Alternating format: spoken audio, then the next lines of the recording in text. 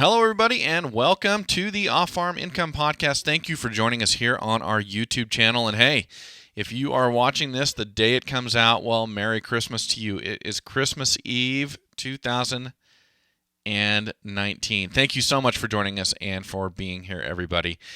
Well, we have a very, very interesting interview today with a young man named Brock Bloodworth. He's coming to us from Wilcox County High School, Wilcox County FFA, down in Georgia. He's going to be talking to us all about how he got started with goats and with cattle, and he is exceptional. And I will tell you about these FFA students. They do things that you wish a lot of young people would do these days, and Brock is going to tell us about how he got started raising cattle, and it's one of those things where you look at what he did and you go, man, I wish all young people were taking steps like this. I think it would be great. So looking forward for you to meet and listen to Brock. We'll get that started for you right now. And joining me today is Brock Bloodworth. He's our second student in a row for our Christmas week from Wilcox County High School down in Georgia. Brock, welcome to the show. Thank you so much for coming on today. Yes, sir. Well, I really appreciate you taking the time to speak with me, and I'm eager to hear what you've been doing for your supervised agricultural experience. But I should say Merry Christmas. This is airing on Christmas Eve, so you're my Christmas Eve guest. Merry Christmas.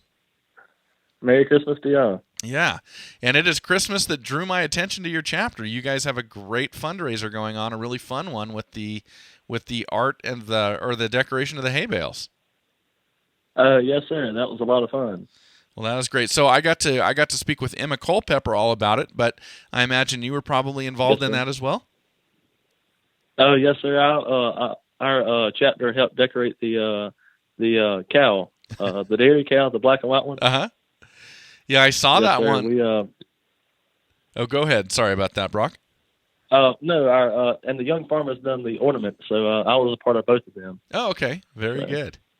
Very good. Well, I was looking at pictures of both of those on your Facebook page, and I couldn't tell at first. Yes, I thought that was a cow, and then I changed my mind. I thought it was a spotted pig, but Emma corrected me and told me it was a Holstein. Yeah. Yes, sir. Well, very good. Well, that sounds like a fun project and probably pretty rewarding to be able to help out kids getting gifts in your community. Oh, yes, sir. It was a great honor. Well, that is great. Well, Brock, here's what I'd like to do. I'd like to ask you a few questions just about you so we can kind of get to know you a little bit, then we'll talk about your SAEs. Does that sound okay? Yes, sir. All right. Well, how old are you? I'm 16. And that makes you a junior this year. And so Correct. Yes, sir. How long have you been part of the FFA? I've been part of the FFA since my 9th grade year. So did you say 9th grade? Well, no, I'll take that back. Probably since 6th grade. Oh, since 6th grade. No kidding. I've been a part of the FFA, yes, sir. Okay, so how were you able to get involved that early? I've just heard people start talking about how fun it was, and I just started involving getting the FFA up when I was about in 6th grade. So you were just inserting yourself. You were like, I want to be involved in this, and I'm going to be around. Yes, sir. Good for you. That shows a lot of initiative. Good job. Well, here you are today. You're a junior, so you've been doing this for a number of years now.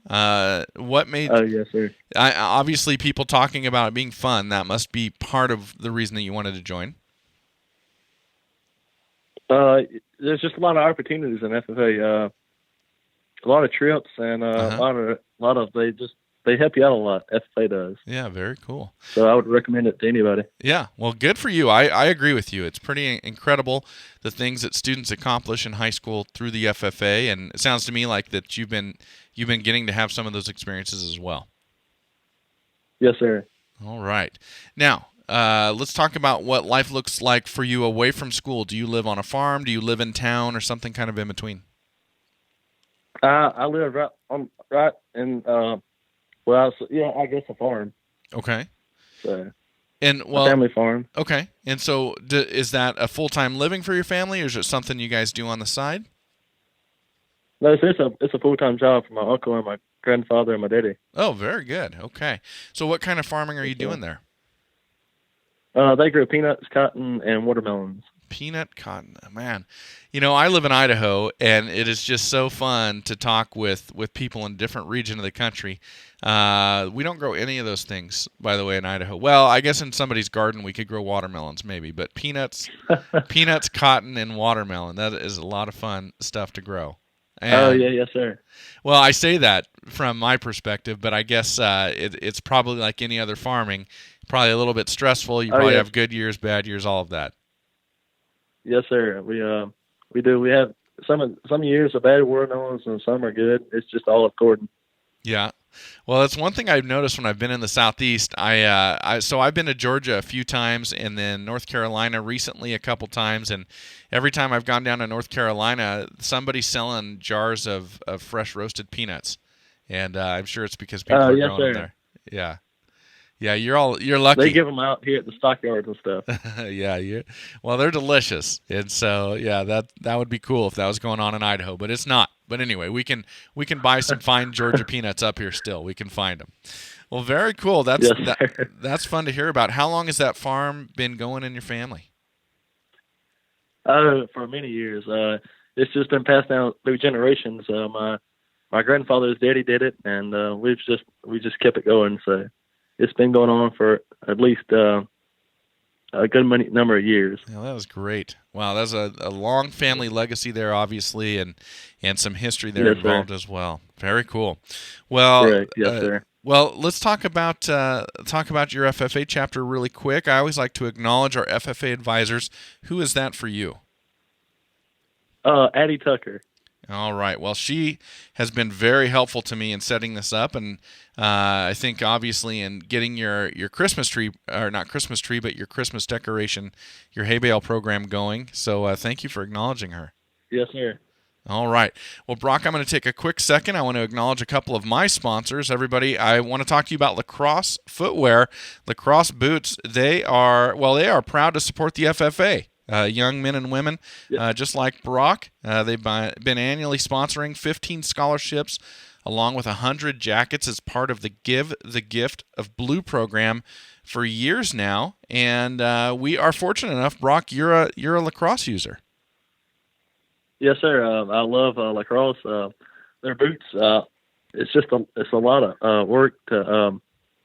I just love their boots because some of them are waterproof and some are not, but I have a pair of duck boots, and you just go in the house and slide them on and go out and work with the cows and the goats, and you don't get nothing wet on the inside. So I really love it, lacrosse boots. Well, I'm glad to hear that, and I always like to find out when somebody uses the products that support our show. But it's a thrill for me. But yes, I'm the same way on our farm, and I use them all year round if I'm out irrigating or in the winter when it's snowy or muddy or whatever it may be. Sir. And it's just like it's not only do they keep your feet dry and warm, but it's a comfortable pair of shoes, which I find very, very helpful. It really is. Yeah. Yes, sir. Well, very cool. Well, thanks for jumping in on that, Brock. I appreciate your contribution on my lacrosse ad. Yes, sir. I love them. Well, great. And everybody, I also want to talk about Powder River Livestock Handling Equipment. Of course, they've been a sponsor of this show for a long, long time. You go over to powderriver.com and see what they've got to offer, but they absolutely manufacture the best livestock handling equipment out there. Growing up over 80 years out here in the West with some crazy cattle, they've built them to withstand, some of the fighting instinct that these cattle out on the range have. And if they can take care of those cattle, well, they certainly can take care of yours. So find them over at powderriver.com, everybody.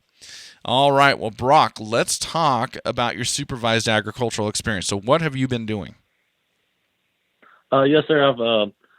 The way I started with my SAE was I bought 12 head of goats. There was 4 Kiko mixed goats. I started off with 12, and they started having babies and multiplying from there. And so I ended up getting about 50 head, and that was just a little too much. So I stopped there, and I started selling down. I'm trying to get into boar goats now, so I'm more quality, high, expensive goat now, and I want to start raising boar goats to show. So. Interesting. So now, what caused you to get involved with the goats? It sounds to me like the farming at your home place is all row crops, and I had a branch down beside the house, and it just needed to be cleaned up. So we just fenced the whole place in, and we just started off with 12, and they started cleaning it up. So we got more and more. And it's clean now and looks a lot better than it did. And I just started buying goats, and I like goats now, and I wanted to get more into them. So I got goats and cows, and we started with that, with 12 goats. Okay, interesting. So now you started with the Kikos. How did you choose that breed?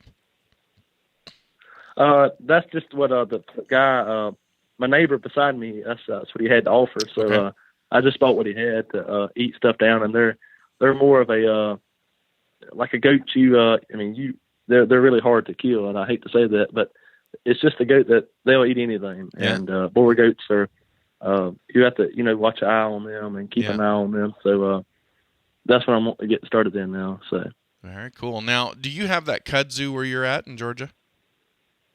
No, sir. None of that there. So you're fortunate in that respect. I'm always curious if goats will eat that stuff.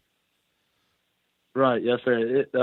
I've heard it takes over. I mean, when it goes, it takes over. So I have no clue about the goats. Yes, sir. Yeah, I've always wondered if goats might be a solution for that kudzu, because it does. I mean, anytime I've been down in the southeast, you can see it growing and just all over trees and growing up all over the place. So I always wonder about that. Yes, but sir. I have no idea, honestly. So the area that needed to be cleaned up, was it just overgrown with brush and things like that? Yes, sir. It looked like briars and just a lot of shrub oak, privet and stuff growing up on nice oak trees and stuff that we cleaned up. We got a creek going through there, and so it's a lot pretty now. So we just cleaned it up a little bit, and then now that's where I'm gonna put my boar goats since it's clean now, and start raising the show goats for buyers. That is really cool. So when did you start this? When did you first get the goats? The first time I got the goats was, matter of fact, on a Christmas morning. I wanted goats, and told Mom and them I wanted goats, and we started with a male and a female, and then I went the next day. We bought about 12, like I said, and I started from there. And I was probably 10 when I started, so I started with goats when I was about 10. So no kidding. So 6 years ago on Christmas, this is your 6th anniversary this year. Yes, sir. Okay. Correct. Well, we did not. Matter of fact, I have my own company. Okay. What's the name of it? Yes, sir. B&B Goat Farms. Very cool. Good for you. Well, we did not plan this. I had no idea that you started your goat business on Christmas Day, but that's wonderful. Yes, sir. Now, yes, sir. Why did it start on Christmas Day? Were the first goats like a gift from your folks or something like that? Yes, sir. It was from my parents. We got a male and a female. It was matter of fact, it was a Kiko. Okay. And so I started with them, and I bottle fed them until they was old enough that you start eating on feed, and then we started from there. So. Very good. Yes, sir. Now you started when you were going to clean up that area with 12 goats. Do I remember that correctly? Yes, sir. Okay. And then how long did it take for you to start seeing results, to see them getting it cleaned up? About 5 or 6 months, and it was all done with. Is that right? Especially when you have that many goats out there. Yeah. Yes, sir. How big of an area is it that you needed them to go in and clean up? It's probably an acre right in there. Okay, so an acre, and it was overgrown with brush and brambles and things like that. So now, what does it look like? Is it growing grass? Yes, sir. We're about to start planting grazing. We're going to let the cows have that. So now we're about to start planting ryegrass and oats in there for the cows to graze on through the winter. Okay, so as I'm looking at this progression, you started out with Kikos because they're a very hardy goat, and you needed them to do a job for you. Right. Yes, sir. Okay, and you needed them to do a job for you. Once the job got done, by the time that was over, now you've converted an area that you weren't using into usable pasture for cattle, and you've also learned yes, sir. You've learned about raising and managing goats along the way as well. Correct. Yes, sir. So now you're taking what you've learned about raising goats, and you're going to transform the business into raising boar goats so you can sell goats to people who want to show. Right. Here in FFA, there's a couple of kids that would like to experience showing goats, so I thought I might start raising boar goats since I've experienced what goats are good for and stuff like that. And boar goats are really good for showing. Yeah. They just got a nice frame on them. They're big body goats. it's just a lot of fun messing with goats. That is excellent. I don't think you could have, and maybe you did. Maybe you wrote all this out and planned it all out. But if you didn't, I don't think you could have planned it any better as a way to Yes, introduce sir. yourself to raising goats and accomplish something and then transition. So, well, let me ask Right. you. So now that you've put cattle on that area that the goats cleaned up, then where are your goats? No, sir. I got another farm in about a 4 or 5 miles down the road from the house. I got another farm. I do pecan trees and stuff such as that, Okay. and I have my cows down there cleaning up around the pecan orchard now. So Oh, I okay. just move them back and forth whatever I need cleaned up. Now the cows are on the yoke pasture, and I have them grazing right now. They're having calves and stuff, so it's Mhm. just good for the calves. The oak trees and stuff, keeping them, out of the wind and stuff. So Yeah. Okay. it's pretty helpful. Very cool. So now, is that other farm? Is that a family farm or something that you lease? Yes, sir. My grandpa had it, and he passed away here about 2 weeks ago. So it's just got passed down to me now. So Okay. Oh, wow. yes, Well, sir. I'm sorry for your loss of your grandfather, but it sounds to me like Yes, he sir. he saw your enjoyment in agriculture and passed along a legacy to you.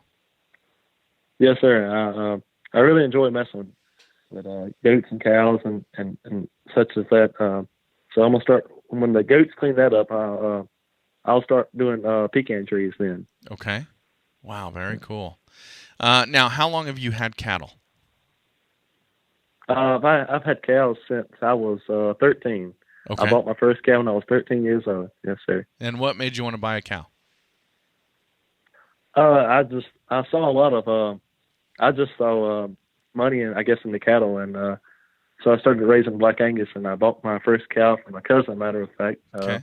I paid $1,500 for a cow calf pair. That's a mama cow, her baby, and a calf inside of her. So that's a cow calf pair, Okay. and I just thought that'd be a good way to start. Then I bought my bull about a month ago. Oh, very So cool. Good for you. So you got your experience. You're growing your cattle herd, and you obviously enjoy the livestock. yes, sir. I really enjoy livestock. Yes, sir. Now, when you're 13, where do you come up with $15 to buy a cow calf pair? I started a job when I was about 10 or 11, and Okay. I started helping my uncle with cows, and I just started saving my money up from there. And I saw that I just saw that I enjoyed stuff like that, so I started from there, raising my money there, and then I bought my first cow from his nephew, actually my cousin. So That is awesome. Brock, I got to tell you that you and students like you are the reason that I interview 2 FFA students a week. I love hearing stuff like this. And I don't yes, know, sir, we appreciate that. you bet, I don't know, you probably don't think there's anything abnormal about what you did, but what you did, in my mind, is so exceptional that, A, you started working. Did you say when you were 10 years old, 11 years old? Yes, sir. Not many people do that. No. It's hard to come by help these days. Yeah, so you started working at a very young age, and I think a lot of 10 and 11-year-old young men and women, if their parents said, hey, you got to go out and you got to go work, they would not be happy with that, but they would Yes, sir. probably take every cent that they made and they would go spend it on things kids buy, right? Clothes, candy, iPods, Right. whatever it may be. But not only did you go to work, but you saved your money, and not only did you save your money, but then you invested your money into a cow. And I think Yes, sir. that's Something productive. yeah, that is, to me, that's incredible. At that early age, you're working, you're saving, and you're investing. Meaning you're putting your money into something that is going to increase in value. I think it's phenomenal what you did, Brock. Congratulations. I think it's you're off to a Yes, great sir. start. Thank you. You bet. I love hearing that. Wow, that's fantastic. Well, so tell me what you do with goats that you no longer need, and with cattle that you're ready to sell. How do you market them? Where do you sell them at? We carry some at the stockyard, and we're trying to narrow down from that and start our own little, I guess you could say, sale there at the house. And I think we're going to put a barn up and sell our own cows there at the farm where they won't get mixed in with other cattle and get diseases from the sale barn and stuff. So Okay. we're trying to do it there on the farm where you can see what you're buying and just see what they've raised up on and what they've come from and how they've been fed and stuff. And same with goats. So Very good. So are you selling them to people who are you selling these cattle when they're ready to be butchered? That and just if you want to get your just if you want to start like I did, just buy one here and there and yonder and start from there. So you can just I usually sell whoever would like to buy one. So okay, and I completely I have to keep them. Okay, very good. I usually keep them until a certain age. Okay. So. Okay, that makes sense. Now, I completely glossed over what you said. When your grandfather passed away, did he leave that farm where you're going to put the pecans to you? Do you own that now? Yeah. Yes, sir. That's mine now. That's all mine. I have 2 ponds on that place, so I'm gonna put underground irrigation on my pecan trees. So I'm gonna get that for my water out of the ponds, and I also have water for the cows and goats over there. And so, yes, sir. Wow, what an incredible opportunity! But obviously, you're motivated. You're making great decisions, and your grandfather must have seen that in you. Yes, sir. That is wonderful. Well, Brock, I wanna wrap it up, but I want to ask you before we go for your advice for other students out there. So, you're 10, you're working. I mean, just give some advice to students that are coming up in the FFA about the fact that they can actually go out and make money and they can get started in an early age. How would you tell them to get going on that? Yes, sir. I'd totally recommend that. I'd say stick in FFA. FFA is the best way you can go. That's how I started when how I got my job working at 10. And you can just start raising money, start getting money there. But I'd say stick in FFA. They'll help you out a lot. Anything you need, just ask your advisor. And I just say stick in FFA and join in any club or any trip they go on. Just go, and you'll meet a lot of new friends. So awesome. Very good. Well, Brock, this has been a pleasure speaking with you. Merry Christmas to you and to everybody there at the Merry Christmas to you. Thank you. And make sure you let everybody know in your chapter I said Merry Christmas, and thank you for coming on today. Yes, sir. Thank you. Well, thank you for being here, everybody. Merry Christmas to all of you. I hope you have a wonderful, wonderful holiday. And as always, enjoy your journey to the ultimate lifestyle business, agriculture.